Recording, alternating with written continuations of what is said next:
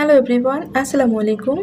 ভর্তা এমন একটা জিনিস যেটা দিয়ে ভাত খেলে মুখের স্বাদ আর রুচি দুটোই অনেক বেশি বেড়ে যায়। তো আজ আপনাদের সাথে এমন একটা ভর্তা রেসিপি শেয়ার করেছি যেটা দিয়ে ভাত খেলে মুখের স্বাদ আর রুচি দুটোই ফিরে পাবেন, আর ঝালখোরদের জন্য দারুণ একটা রেসিপি। তো এখানে দেখতে পাচ্ছেন আমি আধা কাপের মতো রসুন নিয়েছি, বড় সাইজের রসুনটা। সেই রসুনের কোয়াগুলো থেকে ঝালটা খুব ভালো করে ছিলে ফেলছি। আর এখানে কিন্তু আমি আধা কাপ রসুন নিয়েছি।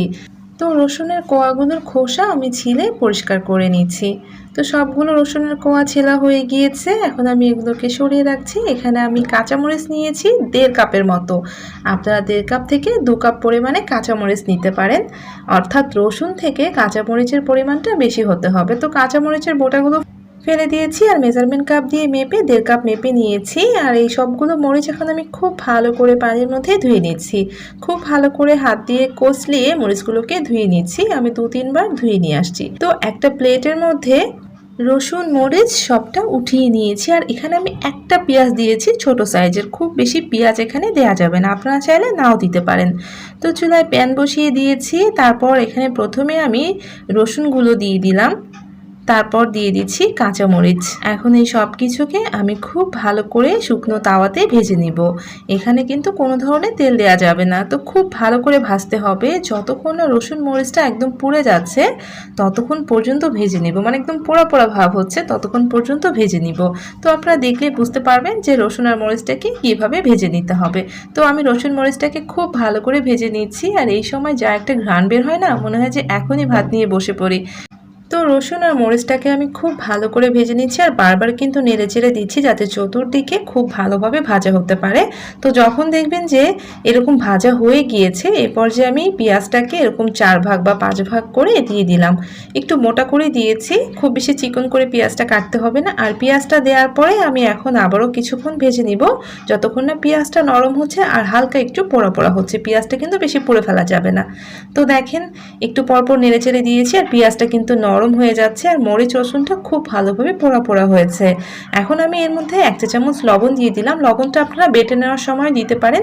তো আমি লবণটাকে আগে একটু ভেজে নিচ্ছি। অনেকের জন্য আসলে কাঁচা লবণটা ভালো না, তাই আমি লবণটা দিয়ে একটু ভেজে নিলাম।